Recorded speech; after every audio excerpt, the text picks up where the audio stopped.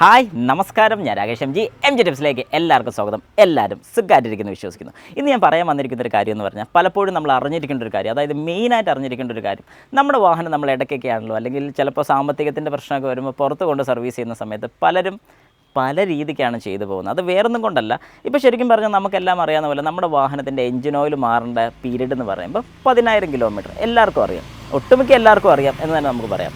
പക്ഷേ അങ്ങനെയാണെങ്കിൽ ബാക്കിയുള്ള കാര്യങ്ങൾ ചോദിക്കുമ്പോഴാണ് കുറച്ചൊരു കൺഫ്യൂഷൻ വരുന്നത്. അതായത് പെട്രോൾ ഫിൽറ്റർ എത്രയിലാണ് മാറേണ്ടത്, എയർ ഫിൽറ്റർ എത്രയിലാണ് മാറേണ്ടത്, ഗിയർ ഓയിൽ എത്രയിലാണ് മാറുന്നത്, ഇങ്ങനെയൊക്കെ വരുമ്പോഴാണ് നമുക്കൊരു ചെറിയ കൺഫ്യൂഷൻ കൂടെ നമ്മുടെ മനസ്സിൽ വരുന്നത്. പക്ഷേ അങ്ങനെയാണെന്നുണ്ടെങ്കിൽ ഈ കാര്യങ്ങളെല്ലാം കൃത്യമായിട്ട് എങ്ങനെ അറിയാൻ സാധിക്കും? അതായത് നിങ്ങൾ യൂസ് ചെയ്യുന്ന വാഹനത്തിൻ്റെ എന്തൊക്കെ സർവീസുകളാണ് കൃത്യമായിട്ട് ചെയ്യേണ്ടത് എങ്ങനെ അറിയാൻ സാധിക്കും? ഇതിൽ ഞാൻ പറഞ്ഞു വന്നൊരു കാര്യം വേറെയാണ്. കാരണം ഞാൻ ഈ ഒരു പോയിന്റിലോട്ട് എത്തിയത് വേറൊരു കാരണം കൊണ്ടാണ്. കഴിഞ്ഞ ദിവസം എന്നെ ഒരു സബ്സ്ക്രൈബർ വിളിച്ച് ചോദിക്കുകയുണ്ടായി, അതായത് ആ വാഹനത്തിൻ്റെ ഗിയർ ടൈറ്റ് അല്ലെങ്കിൽ ഗിയറിന് ടൈറ്റ് കൂടിയിട്ടുണ്ട്. അപ്പോൾ ഞാൻ ചോദിച്ചു വേറെ എന്തെങ്കിലും ക്ലച്ച് റിലേറ്റഡ് ആയിട്ട് വർക്ക് ചെയ്തോന്ന് ചോദിച്ചപ്പം ക്ലച്ച് റിലേറ്റഡ് ആയിട്ട് ഒന്നും ചെയ്തിട്ടില്ല. ഗിയർ ബോക്സ് റിലേറ്റഡ് ആയിട്ട് എന്തെങ്കിലും ചെയ്തോന്ന് ചോദിച്ചാൽ അതും ചെയ്തിട്ടില്ല. പിന്നെ എന്താണ് what next? Gear oil replace ചെയ്തു എന്ന് എന്നോട് പറഞ്ഞു. അപ്പോൾ ഞാൻ ചോദിച്ചു ഏതാ വാഹനം, അത് ഏതെങ്കിലും ആയിക്കോട്ടെ, ഞാൻ ഏതെന്നൊന്നും പറയുന്നില്ല. ഓക്കെ, അപ്പോൾ അങ്ങനെ നോക്കാനാണെന്നുണ്ടെങ്കിൽ എത്ര പേർക്കറിയാം നമ്മുടെ വാഹനത്തിൽ എന്തൊക്കെ പാർട്സ് ഏതൊക്കെ സമയത്താണ് മാറുന്നത്? ഇത് വളരെ കൃത്യമായിട്ട് നിങ്ങൾക്ക് അറിയാൻ വേണ്ടിയിട്ടാണ് ഇതുപോലൊരു ഓണേഴ്സ് മാനുവൽ കൊടുത്തിരിക്കുന്നത്. ഇത് എല്ലാവരും വാഹനം എടുക്കുന്ന സമയത്ത് നിങ്ങൾക്ക് കിട്ടുന്നതായിരിക്കും. ചില വാഹനങ്ങൾ, വളരെ ചുരുക്കമുള്ള ചില വാഹനങ്ങൾക്ക് മാത്രം ഓണേഴ്സ് മാനുവൽ കാണത്തില്ല.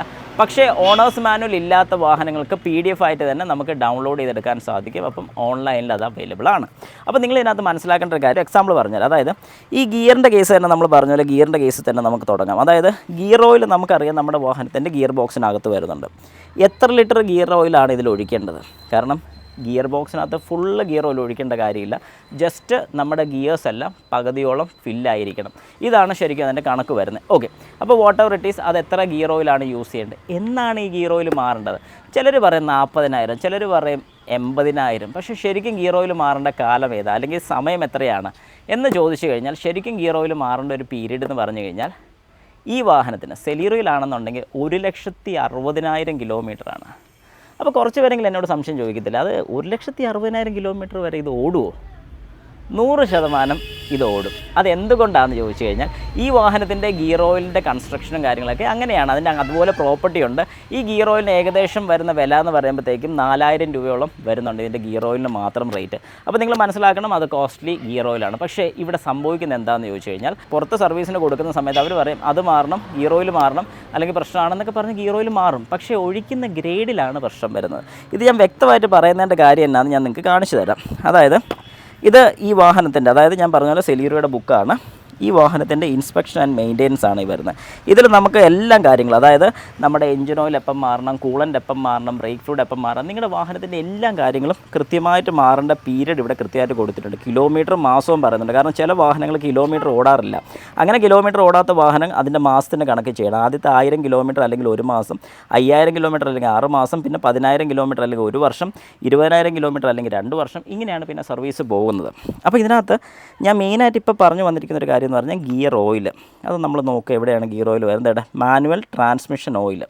അത് വന്നിരിക്കുന്ന replace at 1,60,000 kilometre or 10 years. അതായത് 10 വർഷമോ 1,60,000 കിലോമീറ്റർ വരെ അതിന് കാലാവധി ഉണ്ട്.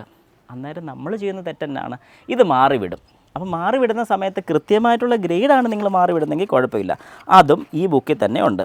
കണ്ടോ, ഇതിനകത്ത് recommended fuel or lubricants and capacity കൊടുത്തിട്ടുണ്ട്. അതിനകത്ത് എഞ്ചിൻ ഓയിൽ ഏതാണ് ഒഴിക്കേണ്ടത്, SAE 0W20, കൂളൻ്റ് ഏതാണ് വേണ്ടത്, മാനുവൽ ട്രാൻസ്മിഷൻ ഓയിൽ അല്ലെങ്കിൽ ട്രാൻസാക്സിൽ ഓയിൽ ഏതാണ് വേണ്ടത്, 75W80. അപ്പോൾ ഈ കാര്യങ്ങളൊക്കെ, അതിൻ്റെ ലിറ്റർ എത്ര വേണം, 1.45 ലിറ്റർ, ഇതെല്ലാം വളരെ കൃത്യമായിട്ട് ഈ ഒരു ബുക്കിൽ, അതായത് ഒരു ഓണേഴ്സ് മാനുവലിൽ പറയുന്നുണ്ട്.